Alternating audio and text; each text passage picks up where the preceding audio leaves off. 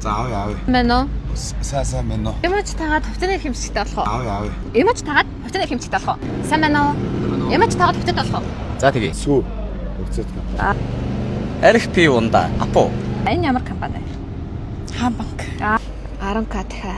2000 years. Наач нэг 10,000 гэт юм шүү. 10 тийм үү? За алдлаа. Алдлаа юу. Би зэ мэдгүй дээ банкудад энэ.